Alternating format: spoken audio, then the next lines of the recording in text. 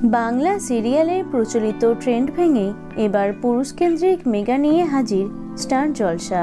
হ্যাঁ, স্টার জলসায় আসছে তৃণা ইন্দ্রজিতের পরশুরাম আজকের নায়ক, যার প্রোমো ইতিমধ্যেই তোমরা দেখেছো। বেশ প্রশংসা কুড়িয়েছে ধারাবাহিকের প্রথম প্রোমোটি। বহুদিন পর ইন্দ্রজিৎকে নায়ক চরিত্রে পেয়ে খুশি দর্শকরা।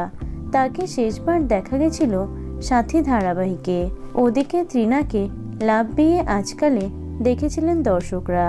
তবে কোন সময়ে আসছে ধারাবাহিকটি তা জানো কি? কথাই আছে, কারো পৌষ মাস তো কারো সর্বনাশ।